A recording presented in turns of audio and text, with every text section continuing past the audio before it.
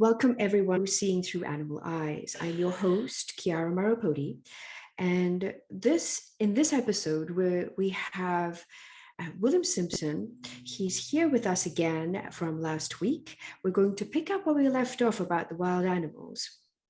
But this time we're going to be exploring a little bit more about the emotional, familial, and cultural perspectives of wild horses. So as you know, this show, Seeing Through Animal Eyes, shows that there's no question that animals sense, feel, and experience life. And this is my life's work, and I'm going to share and explore this with you and my wonderful guests as we are today and we did last week. So we're discovering the richness of the natural world, animals, and to connect with animals in the natural world in a much deeper way. So, Bill, thank you and welcome again to the show. I'm so pleased you could join me. Well, thanks for having me. I appreciate it. And the horses appreciate it too, I'm sure. I'm very pleased about it. I think they do too. We're going to show people a different side and a new understanding about the wild horses as they've never seen it before. And so I'm super excited to do that. Now let's recap a little bit. We talked at the end of the last episode, for lack of time when we couldn't continue, hence we have episode 2 with you. But we talked about the fires and the wild equids and the range and how they contribute to the reduction of wildfires in the natural on the natural plain. So let's just pick up a little bit where we were there, and then we can move on. Sure. So we touched on the fact that, of course, all horses in the world came from North America. Horses evolved in North America about 55 million years ago is when they began. The oldest fossils are found here in North America. And so they co-evolved with all the flora and fauna. And the critical relationships that they have and they exist very well in virtually any ecosystem, all the way from Arctic ecosystems all the way down. You got the conic horses that live in the Arctic regions up north in Europe, and all the way down to the horses that ended up down in Central America. So they can live in the forests, alpine areas. They're well adapted, and in these various areas they perform something unique that's based upon their biology, which they have a single stomach. They're not like an ungulate, which is like a deer or a bison or a cow. Excuse me. So they don't, when they consume the seeds of native plants, the complex stomach ungulates, they'll digest all those seeds. So what comes out onto the ground, the droppings are basically inert. There's no growth. There's no microbiome. It's pretty much just inert material. Whereas with a horse, because they have incomplete digestion, their droppings are like a microbiome containing they're like a little universe almost. They're self-contained. They've got all the microbiome, they've got the seeds, the nutrients and everything. And when that goes on the ground, it provides native plant seeds with a really good opportunity to get reestablished or established in new habitat for the plants. So they're reseeders. They walk around, they control the grass and the brush, they keep it down. And they, at the same time, they're reseeding and adding nutrients to the soil. So it's a very complicated relationship that's taken a long time to evolve. And it's unfortunate that we have people that are managing natural resources in America who don't take this into consideration, either because they're being willfully ignorant for monetary gain, they're supporting some industry, or they just don't know. And I think a lot of the people just don't know. And so these are important facts. If you're going to manage a natural resource, especially the remaining forests and wildlands that we have to do it intelligently. We have to understand how nature does it.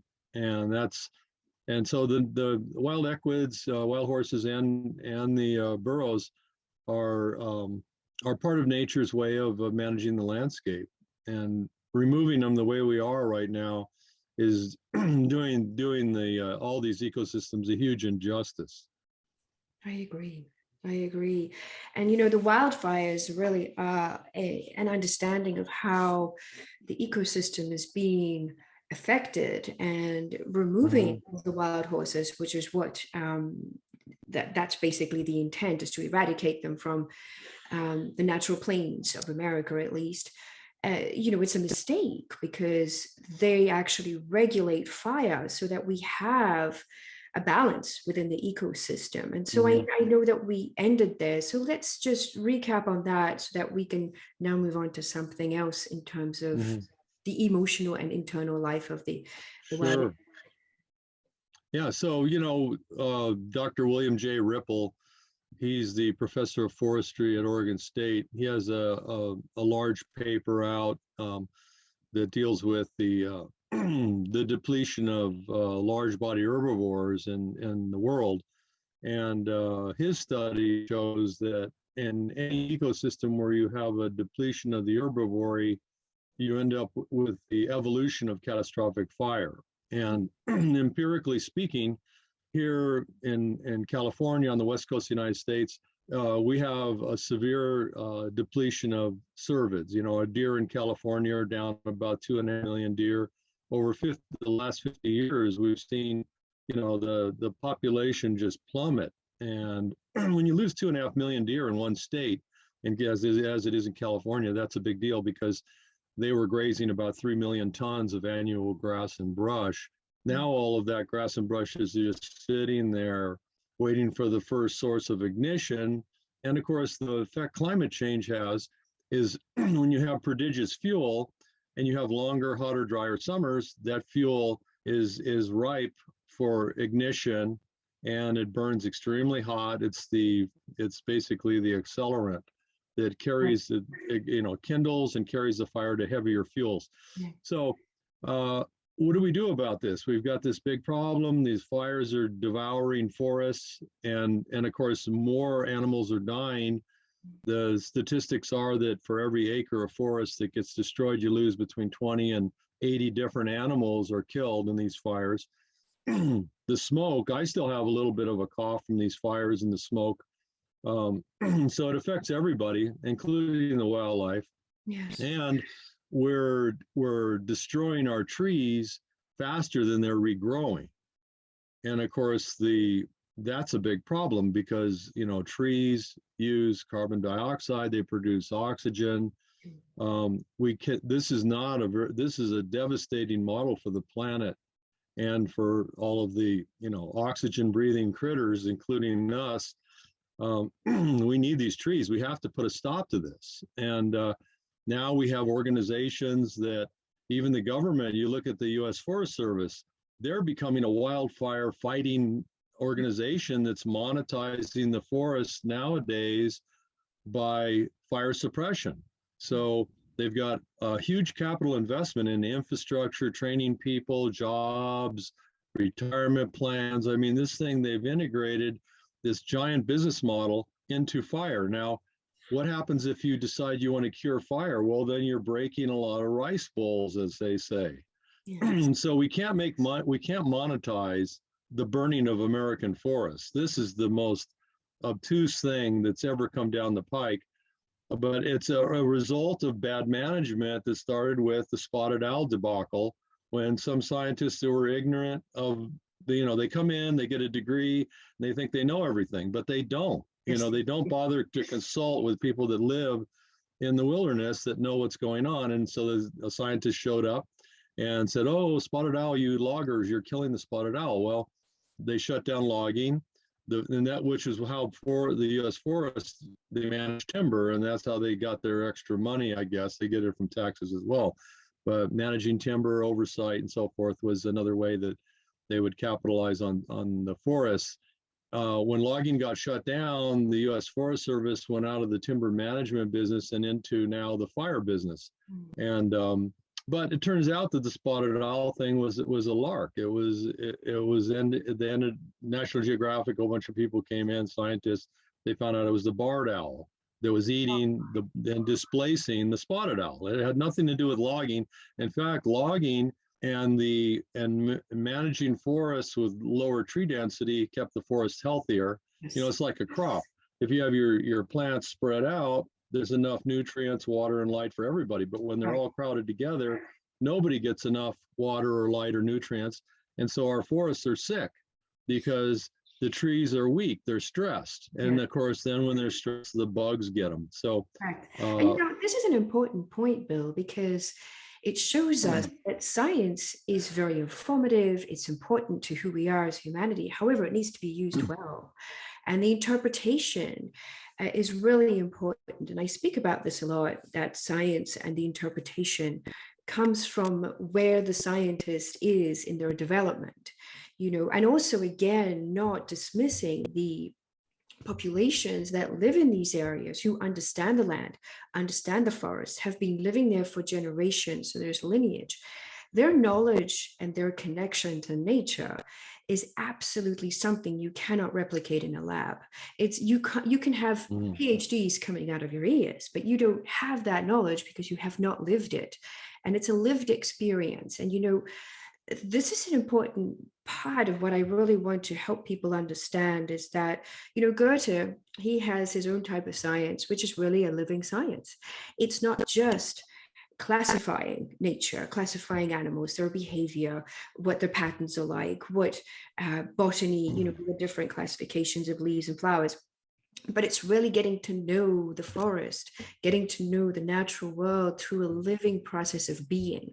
And I'm so glad you brought this up because that would bring much more balance in the way that we manage ourselves in nature, manage ourselves between ourselves and society, but also manage nature and for us to live in symbiosis with it. Because in actual fact, it's in us too. We have a microbiome and we're part of nature. We can't divorce ourselves from it at this time. So I think that's a really, really important point to share. And I'm glad that you brought that up.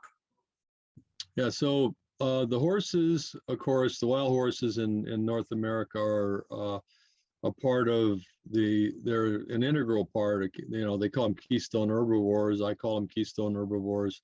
Yes. And they're highly misunderstood because of just what you were saying.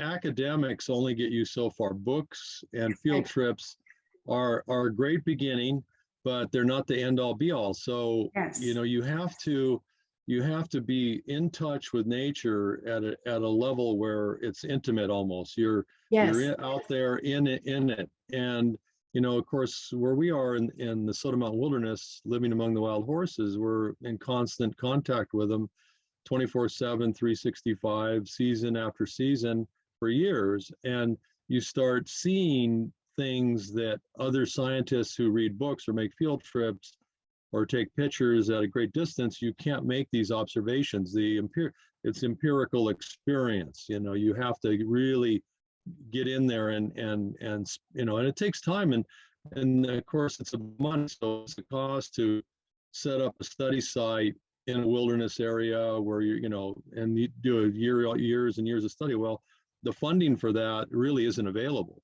and especially with wild horses, because a lot of people have this it's really an ignorant opinion that horses have no value. And it's opinion based on a failure to understand their critical role in nature. And just one aspect of that is helping to manage wildfire fuels. Of course, the native plants, if they don't get reseeded properly, what ends up happening? Invasive species plants move in. And that, of course, it's a domino effect, because you have co-evolved flora and fauna, and you've got a lot of fauna that depend on certain plants being available in the landscape. If they are wiped out, what happens to these animals? Well, they disappear too. So that's a really important point, Bill. I'm sorry to interrupt you, but I think it's really important to pause here because in actual fact, we do that to ourselves and the microbiome within us too. We have eradicated, and I mean, often, it is necessary in some respects to, if somebody has an infection and so on and so forth, but we've eradicated the microbiome in the body to such an extent without understanding how to restore that that now we have invasive infections coming in. And it's really quite an interesting parallel. There is a microcosm and a macrocosm all within itself, like Russian dolls. And we talked about that in just the poop of the wild horse, being a little bit of the cosmic universe right in there, where it can, basically it's like an egg. It has its yolk, and the seed has all the nutrients and the humus and everything, and it's beautiful. And what I really want to for viewers to take home is the beauty of nature and how purposeful it is, and that one cannot be in a vacuum, because, like you said, the invasive species in the natural world will come and take this vacuum, that space that's being left. And it's at the detriment not just of the native plants, the ecosystem, the animals, but to us humans too. And I think looking at it from this holistic, global top, kind of looking over, is an important way to begin to think. And this really brings us to understanding the wild equids a little more. And what I would like to ask you, since you've been living there for so long with them, you know them well and they know you well and they've accepted you. Let's talk about their culture and the familial structure, and what you've seen and what you've experienced yourself where you are with the wild horses. Yeah, so they have a highly evolved society, although it's not recognized by us. You know, our ideas of what society or an arrangement, you know, among organisms is supposed to be. I think that they've been here a lot longer than we have. You know, they've been here about 55 million years. We've been on the planet, according to scientists, you know, about 200,000 years. So we have a lot to learn. We have a lot to learn, I feel. Yeah, they're a very successful species. I mean, what does it take to be around that long? You look at how many other species have survived on the planet. So they're doing something right. And, you know, and it's the failure by people in our own scientific communities to realize that this is a species that is surviving, and evolution doesn't make mistakes. You know, evolution is a perfect system because things that aren't working out are eliminated, and things that work or that remain in balance get to stay. Well, I don't know how long we're going to last, being what we're up to, but they've been here a long time, so they have a very very unique society, I think. It's of course the family. There's dual leadership. The mare and the stallion share leadership roles. The stallions provide, of course, procreation and protection for the family band, and provide that oversight, that umbrella of protection. The lead mare, and stallions will have 2 or 3 mares. They call that a harem in horse circles. So the lead mare is usually the most knowledgeable mare, not necessarily the biggest or the strongest, but the senior mare, who, like the matriarchal elephant, the senior mare knows where things are, where the minerals are, where the water is, where to go at certain times of the year for certain plants. Does that change? Do they change out in the band itself? Because I feel like every single part of the family, everyone has a role in the family. Every horse would have a certain role in the family, and you can tell me if that's the case or not. But does it stay for the period of the time that they're a family together for the rest of their lives until that mare passes on, or does that shift and change? Because I know in orcas, they do change depending on, you know, they progress because their hormones change, and their physiology changes as a result, and so the needs of the band or the pod in that case change too. So have you noticed that? Normally what happens is that a lead mare will remain the lead mare as long as she's keeps her vitality. If she's able to, you know, continue to have foals, a stallion will reject a lead mare once if she becomes infertile. This is why PZP is so bad. Yes. when they Yeah, use these when they start drugging horses the way the BLM does, which is, that's natural. So that's unnatural. actually. It's what you would call selective breeding. When a human decides which animal breeds and doesn't breed, now you've engaged in selective breeding. Now it's the first step to domestication, and you're changing the whole thing. They're no longer wild. Now they're managed Yes, animals. yes. And so nature, where I am here, occasionally a mare will get so old, either she'll be unable to foal or she'll pass away. And then the next senior mare will progress into the lead mare position. But the lead mare is always teaching the younger mares what she knows by example. They see where she goes. Of course, they're part of the family they're following. And they have various forms of communication, of course. And I think there's a lot of it that it's not audible. It's kind of like we talked about the Wi-Fi system in nature, all the biofield energy. It's like radio waves, and it can be measured. We are just now, it's interesting, our science is just now evolving to the point where our observational tools, in this case, receivers, literal antennas and receivers that can detect and demodulate certain frequencies of energy, just the way your radio does with AM/FM radio. In the biosphere out here, biofield energy is exchanged between all living beings, because all living beings produce electromagnetic radiation. We're producing energy, we're producing magnetic fields. Anywhere electricity flows, there is a magnetic field. And with the right reception, the right equipment, we can measure it. Well, we've just gotten to the point with our science that we're starting to detect discrete frequencies. And this is an important evolution, because hopefully we'll start to evolve in our thinking about how the universe is connected. Because electromagnetic energy, discrete frequencies, and discrete particles can travel across incredible dimensions and distances instantly. There's almost no time delay. We talk about speed of light. Well, they're learning now over in CERN, Switzerland, that there's particles that can exist in multiple dimensions at the same time. And some of these dimensions can be, it's kind of like folding space, with like traveling through space with a wormhole.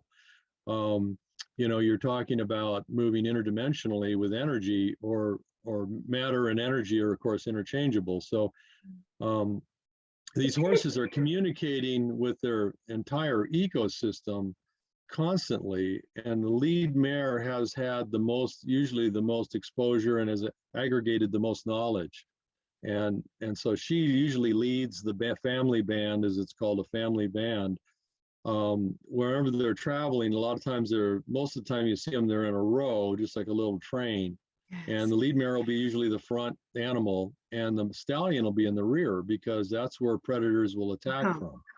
The predator always attacks from downwind or from behind. Lions are their main predators for horses, mountain lions. And so let's talk about that a little, because I understand that there's a misconception that wild horses don't have any predators, and you've got evidence, and you've seen with your own eyes, you've been there long enough, the remains of quite a few of the wild horses, showing that they are they are attacked by predators, and that's a misnomer. Yeah, the BLM and the Department of Interior, U.S. Forest Service have all adopted this false statement that wild horses have no natural predators. They put it in writing, they put it in their plan that they gave to Congress for managing wild horses. It's just not true. No. It's just a fabricated evidence for it too.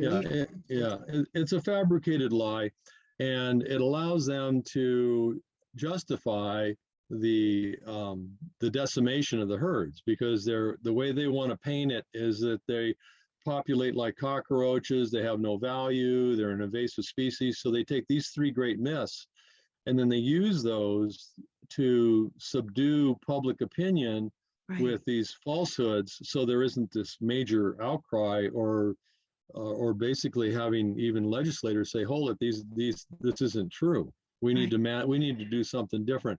Well, the truth is starting to come out, but Good. overcoming the monetary, the impetus, for the livestock raising and things, consumers are wanting products and services, and the consumerism in America is very robust, of course. And there's a finite amount of land available for all the different things that people want. They want lithium batteries for electric cars. They want agricultural products that come off. A lot of it comes off the land. They want timber. They want this or that. So we have to manage the resources, and you use the term holistically. We really do. We have to look at how it all works, and so how to maximize our use of the land without diminishing its total capacity. Correct. And the integrated relationships, the co-evolved relationships. So horses have this very complex communication system that involves biofield energy. One of the things that I noticed right off, and you see this with a lot of herd mentality, where animals or herd reactions, where there's a predator that comes in. It seems like it's not like one horse pays attention and then it starts moving, and then the rest of them all. When there's something that's on them right away, the entire herd almost moves in unison, like it's orchestrated without any alarm or body language. It's electromagnetic almost, and you see it move just instantly, boom, and there's no delay. And obviously, if there's a delay, I'm sorry, go ahead. How interesting. I mean, and that makes total sense, because even in captivity, I've noticed that horses are very quiet. Everything that is done is quiet. They don't have a voice the way that maybe a dog has or a cat has. They do. I mean, they whinny and they talk to each other that way.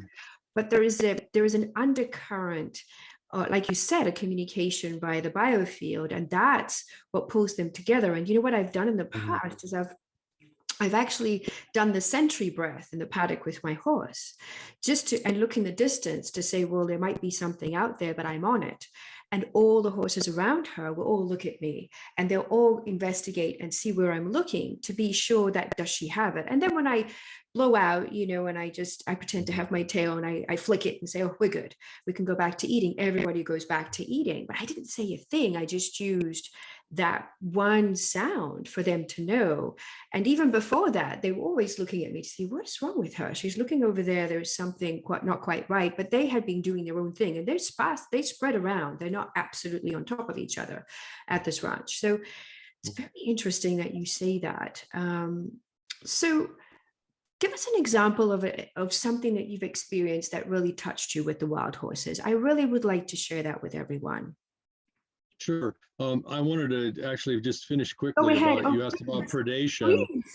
So the mountain lions are critical for natural selection. You have to have prey and predator relationships. When they're co-evolved that way, it's set up so that the predator will remove, any kind of a weak, sick, or genetically defective animal. Right. This is what, of course, maintains the genetic vigor of the species. And the way we're managing them right now, commingled with cattle in livestock areas that have been basically depleted of predators, for livestock production, the horses have been deprived of that very important relationship with their predator. Yes. Now, some people think that's cruel, a lion killing a horse, and yeah, it's hard, especially for me, because I know some of these horses. When you find one that's been killed, by a lion, it's hard, but yes. you have to accept that this is evolution, this is nature, and evolution, the way it does things, it does it perfectly. So we have to respect it, and the horses obviously do. I don't think there's a horse out there, that a wild horse anyway, that would give up its freedom for a comfy pasture in a barn. No, I think they're far more interested in being free, even with the dangers of living, cohabitating the wilderness with their predators. I think they're happier doing that. So yeah, and so they've got this very tight-knit society. They recognize, for instance, when I started first working on horses that were injured or needed some healing. They're laid open by barbed wire or whatever. So I'll do what they'll let me do to them. We don't confine them, don't corral them, don't put them in a squeeze chute. We don't treat them like livestock. If they come up and they allow some treatment, then I give it. And that started out, almost 8 years ago with a mare that was, her name was Lucy, who had a real high parasitic load. All horses have worms, wild horses anyway. We used to have worms. I mean, all humans used to have parasites, and they're still kind of investigating, well, how was that working out for the human? Was it a true parasitic relationship, or was there some symbiosis between a parasite and a human? Scientists are still asking that question.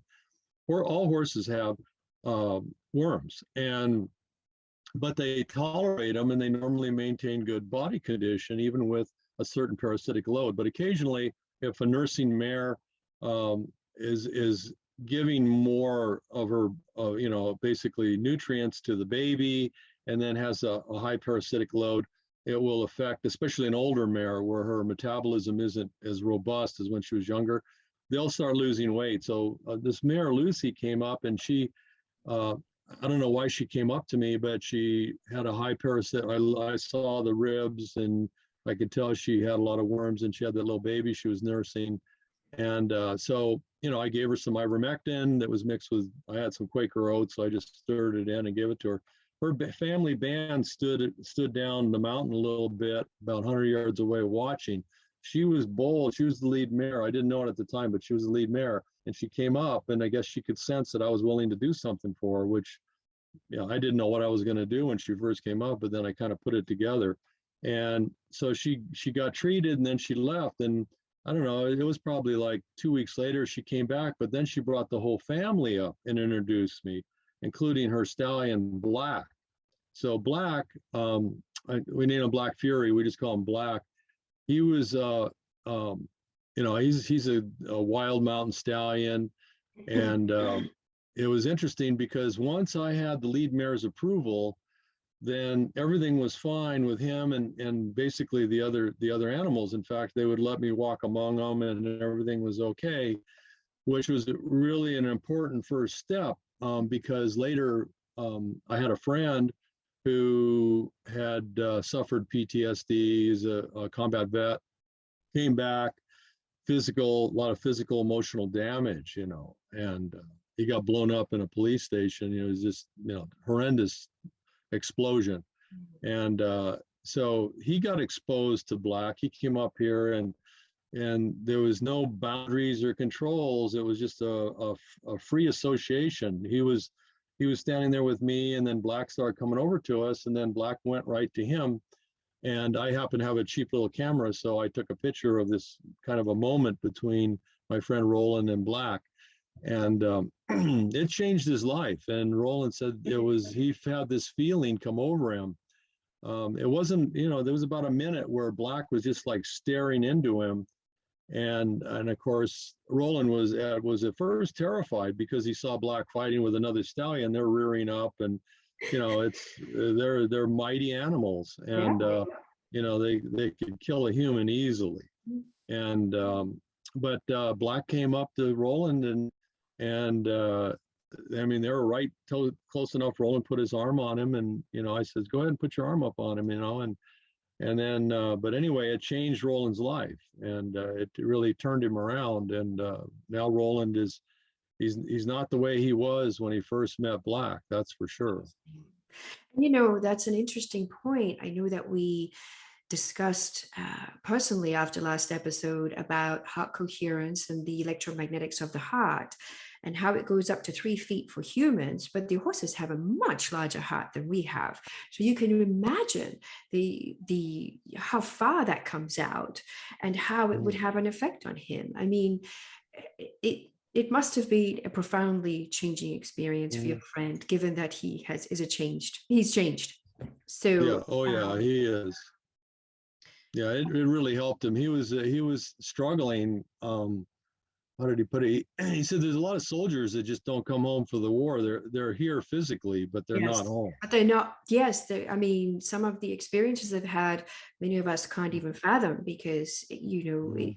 it's very, very difficult. Yeah, and that biofield energy that we're talking about, actually, I think it travels much farther Much, much than further. I think it. I think wild horses across America actually sense each other's presence, I think you're and absolutely right. You and know, it's just the reason we're not acknowledging it is because we can't prove it empirically, and correct. that's just the result of our weakness in technology. We can't measure it because we've got this pathetic technology, relatively speaking.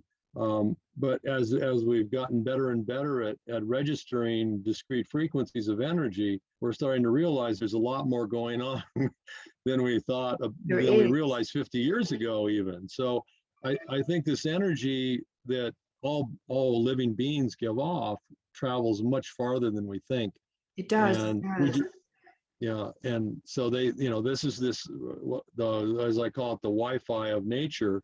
You've got all this co-evolved flora and fauna, and it's in constant communication and symphony with each other, and it leads to epigenetics. Like Dr. Bruce Lipton. The biology of belief.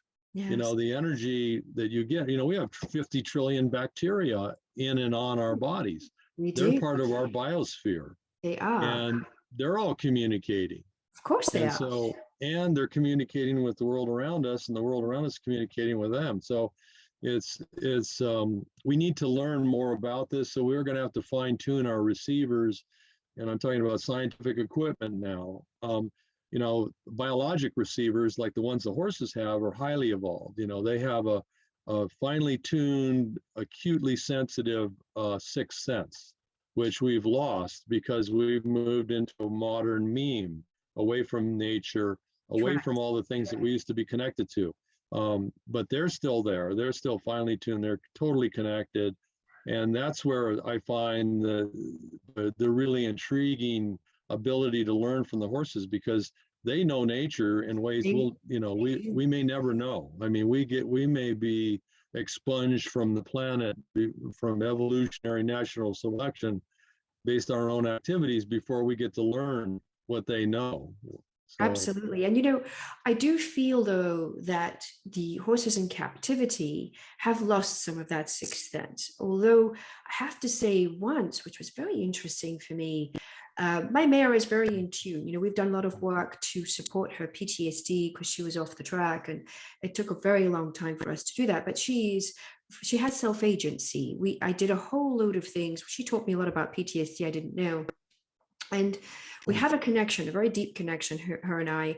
And one day, I didn't know this, but there was a 2-year-old wild horse that had been captured, and someone at the ranch had adopted him. And he was coming in the trailer up the hill, and she was on it.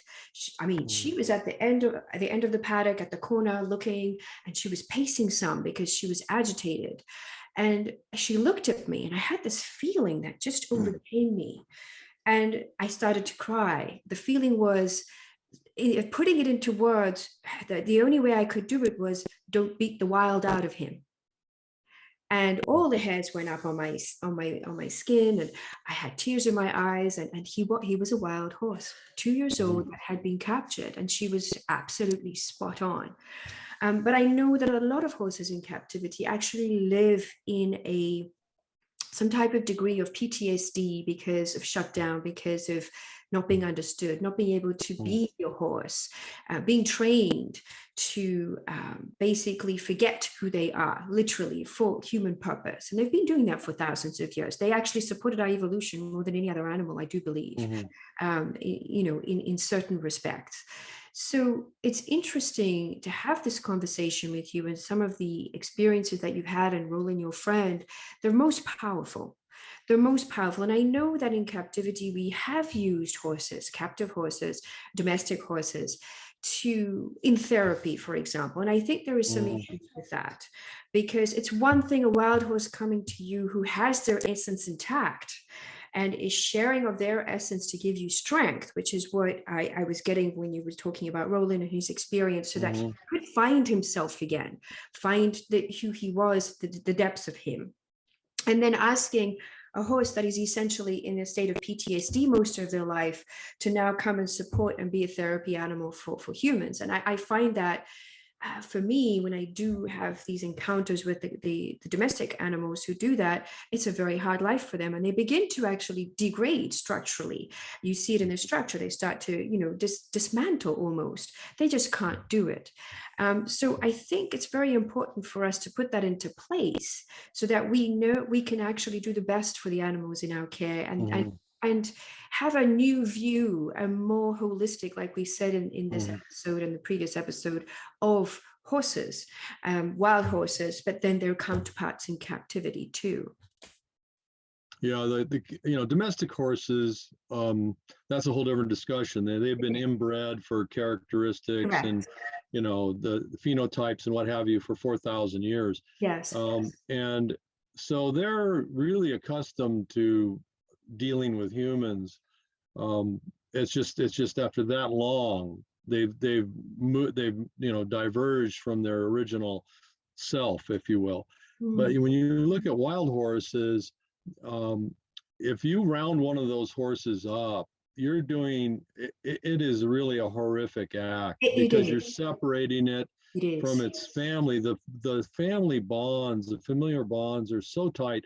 I think they're tighter knit than human families. I believe, and they're really connected emotionally and bioelectrically. Yes. And so when you take them up and you split them out, these roundups are horrific. The scientists out there and the range biologists and these guys who are studying what's going on are missing the true disaster, because not only are they scattering these horses and putting them through undue stress, it kills the babies, pregnant mares abort.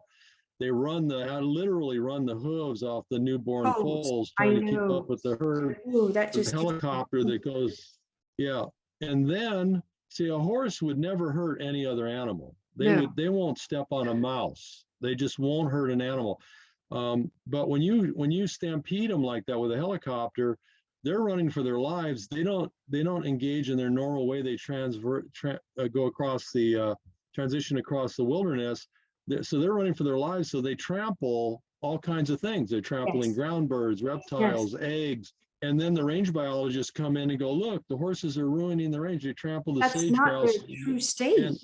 And we did that. We caused that disaster, not the horses. We did that with this causing a stampede with a helicopter. And so, and then of course, the horrific separation of these families, it's in many ways, and without, I don't want to disrespect the horrific thing that the Jewish culture went through during World War II, but we won't do that. In many ways, it's like that. I'm sure a lot of Jewish people can appreciate what's going on with the horses, because it's their own kind of a Holocaust. They're being treated with drugs and euthanized, and it's it's kind of like go to the slaughterhouse too. A lot of the time they end up as slaughter. And what really astounded me is I saw a video recently of a foal that was separated from its mom, its mare, its dam.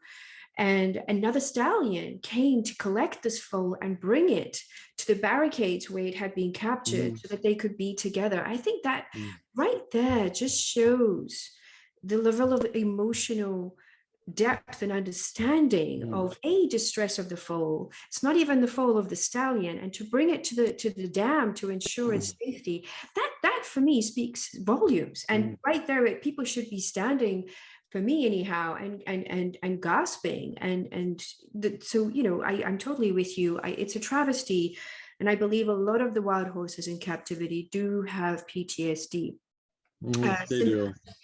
Without a doubt, due to everything that you've said. And in fact, when we look at domestic violence, for example, these big life changes, being plucked from your mother way too soon, your mother dying, or if you've witnessed domestic violence, it is classified abuse and domestic violence in humans. Why would we not do that with animals, with wild equids, that we have been discussing, have a very complicated emotional life.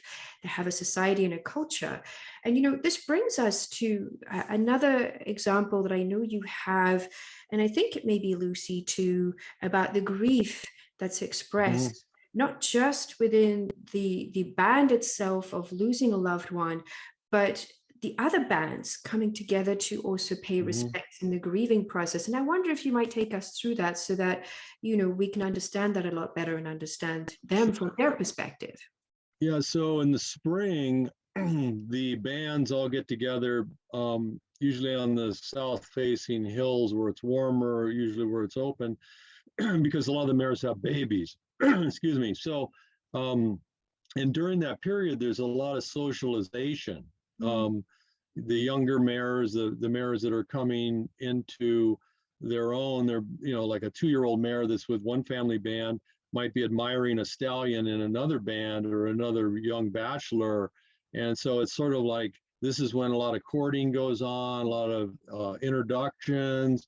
There's a lot going on because a stallion will not breed with his own daughter. I Correct. mean, that's something that they'll farm out their 2-year-old. As soon as one of their daughters gets a certain age, they'll let another stallion take her off. Mm. And they know better than to inbreed under ideal conditions when they're in the wilderness. Now, when people are involved and all kinds of stuff's going on, it interrupts their cultural traditions and rituals. So they all know each other. So I happened upon later, a couple of years, it was like Lucy had passed away, and her daughter Pixie had become a mare. She had her first baby was killed by a predator pretty quickly. She had her second foal, and it was called Dove. But anyway, she had got tangled up in barbed wire, and essentially it almost severed her right rear leg. And so she had this nursing foal. It was, of course, a mortal wound.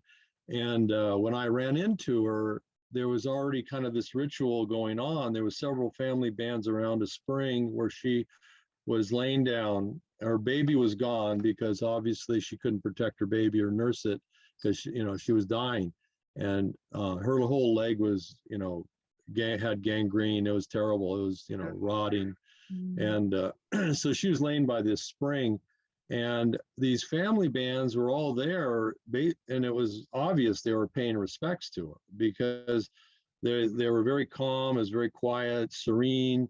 They weren't all there at that one spring just because there was water, because there was many springs in the whole area. Mm. And normally stallions are a little bit competitive when it comes to certain resources. They want their family to have first dibs, basically, on good grazing or minerals or water. So based on hierarchy within the stallion society, a certain stallion will have certain rights ahead of other stallions.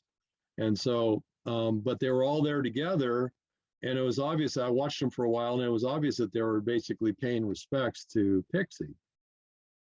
So it's clear that they have a ritual, that involves, you know, it's a lot like saying goodbye. And what was interesting is I know that at least with my mare, she'll come up to me and we'll exchange breath. And for Mhm. me, those moments are moments of such sacredness because when a horse shares breath with you, they know everything about you. They're and it's something that is undescribable. And my heart opens when we have this experience. And I know that tell me, did you notice whether or not they would share breath to say goodbye at that No, time? no, yeah, they were putting their noses together, Okay. and yeah, so yeah, and that that you're right. I mean, the biochemical analysis that they have a huge olfactory organ combined with this biofield energy and reception, and so the level of data exchange, that comes from sharing breath, they know more. They know you. They get a genetic imprint of you. I do. Basically, they know I if do. they know everything about you. If you're sick, if you're happy, if you're depressed, you know, they pick it all up. And you And know of what's course, interesting? with Sorry, but this is an interesting adjunct. Is when I had a friend come to see Saskia, my mare, she had something going on with her gut, and Saskia was right on it. She sniffed her, and then she put her nose right at the gut. And I said, "Do you have something going on with your gut?" She says, "Yes." "How do you know?" I said, my mare just showed me.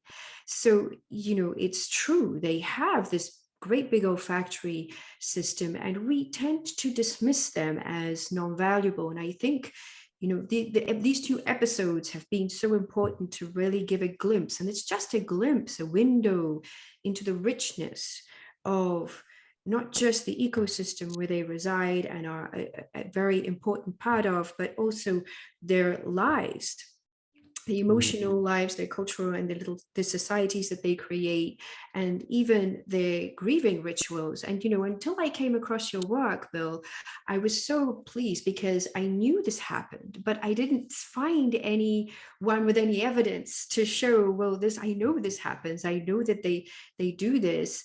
But I'm so pleased that you're able to bring this and to bring them to the world so that we can see them for who they are, where they're actually at, without imposing human projections and anthropomorphizing everything, or trying to yeah. classify and bring science into it to a point that we're dismissing the animal as a being, which I think is a mistake. Well, I just stole a page from Jane Goodall. When Dr. Leakey, she wasn't Yes, even trained in science. She had no degree, nothing. He sent her to Gombe to study the great apes, and other scientists go, "Well, why would you send your secretary?" And he said, "Well, because she has no preconceived notion thank about you. what she's going to get." And Thank you. so, and I call that being an embedded symbiont observer. That's Yes, what she did. She waited till she was accepted, and then she got to see behavior that no other anthropologist at that time had observed or documented. absolutely. And so that's kind of what happened. I stole a page out of Jane's book, I'm so happy you and did. yeah, well, that's part of learning. You find out what works and what doesn't. And Correct. being out here living among the horses has allowed me to make observations that you just can't get on a field trip. I No, mean, we've got I great, agree. we got, yeah, it's just a momentary sampling when you do a field trip. Doesn't matter Absolutely. how great a photographer you are or how great a scientist you are. If you just have a tiny amount of data that's based on the exposure, you're not going to get the big picture. You can't. And you really touch on something so important, and I teach people this, is people tend to go up to an animal and just go, right in their face. And I'm like, no. The most important thing to do, even with a domestic animal, is to wait and be and let them come to you. And that's what I do. I let them come to me. They sniff me. They use all their senses to figure me out, including the energetic piece, because they absolutely check me out. When they're ready, then we have that nervous system to nervous system communication and beyond, because we're all in the same space, in a calm state where we can actually have a dialogue. And coming into something with preconceived ideas absolutely shuts down the ability to receive anything new and novel. And the experience of that particular movement in time, the fluidity of it, is lost, because now all you can think about is the expectations and preconceived ideas. So I'm not surprised. And that's such a wonderful, it's such a wonderful meme, I would even say, to live life by, is to come everything with curiosity, so that we're able to navigate not just from where we think we're at and what we think we know, but to actually gather something and experience something that we haven't had before. And then we have growth and evolution, and it's an alchemical change. And then we also have this connection, which, from what you're telling me and what I've experienced myself, the wild horses are just absolutely masters at, and we have so much to learn from them. So much to learn. We do. And I just hope we don't end up killing them all before we get to, preserve the species so that we can learn from them. I'm with you. And what I'd really like is to call the viewers to action of unity through preservation of the wild equids as they are, for who they are, and to honor them so that we can find a middle ground, with regards to resources for what our needs are and the resources for their needs. It is possible. Oh, it is. It's so possible. And it really, I think we owe it to them after all the PTSD and all the stuff that they've been through, and also really them being the seeders of the first equids on the planet. We really are to honor and respect that they were the first ones here. And so it's part of our history. It's part of our natural history in this country. And I think that's a really important piece. And to unify the idea that they are valuable and beyond what we can even imagine and beyond our discussion here today, because there's so much more that we could talk about, but we only have such limited time, unfortunately. Well, if we rewild them properly and get them out of these long-standing herd management areas where livestock production has been done for 400 years, I mean, you can't commingle livestock with wild horses. That's just so flawed. Yes. But if we rewild them we've got 110 million acres of wilderness in America, where the horses would be in balance. They love wilderness. That's where they belong. We should not be trying to manage them with artificial ideas that we have, hitting them with chemicals that cause, infertility and that cause selective breeding and genetic erosion, and then rounding them up. I mean, we're just devastating them with these methods that so-called wild horse advocates are condoning, which is shocking to me. So, it's very sad. So we've a model. Our model up here is, I call the plant Wild Horse Firebrigade, and our model basically it shows that if we just let nature do what it has evolved to do, put them in the wilderness, they will control the fire. They'll keep the flora and fauna happy. They protect the riparian areas. They don't devastate riparian areas, actually protect them. It's just, and all these studies that's being done, they look at riparian areas. We have cattle and horses, so it becomes a whodunit. Yes. And of course, the cattle have the monetary support and the lobbyists in Congress, so they always win. They didn't do anything wrong. So the horses. But when you look at horses that are alone in the wilderness by themselves in riparian areas are pristine. And in my study that Gray's Life published, I have photographs of mountain streams with 50 horses, and they're crystal clear. They're drinking water, they're using it crystal clear, no mud, it's not wrecked, it's perfect. So we just need to keep them in the wilderness areas, and we need to separate, end the range war, take the horses away from where they shouldn't be. They shouldn't be commingled with cattle. That's a mistake. And let them be wildlife. They're wildlife. They're not to be managed. They're not zoo animals. These are wild entities. They're sentient beings, and they want to be in the wilderness. They do. So absolutely. I think if we do that, everybody wins. I think, there'll be a grazing for the livestock industry. They could probably support, separating them out, because commingling the horses with the livestock is hurting the horses. Yes. They're separated from their predators. They need their predators. Right. So they do. It's a natural. Go ahead. There's a solution, there really is. And it's just basically doing what nature intended. That's all we need to do. Yes, it's very true. So would you say those are your closing remarks, or is there something else you want to add, Bill? No, I just want to say thank you for the time, and hopefully people will be into this and with a little bit more of an understanding, coming at it, that there's a lot more than meets the eye. Yes. And, I want to really take this opportunity to thank you, Bill. It was an absolute pleasure and honor to have you on my show and to share this knowledge, which goes far beyond than just factual knowledge, because we really just touched the iceberg, the surface of the biofield and animals and what they can bring to us, and most especially the wild ones. And I do hope that those who are watching this have a better understanding about wild horses in America and their plight, what they're facing, and also for them to be able to understand from their perspective, seeing through their eyes about their life, even though it's just a glimpse at this time. So thank you so much, Bill. I appreciate you and what you do. Well, thank you.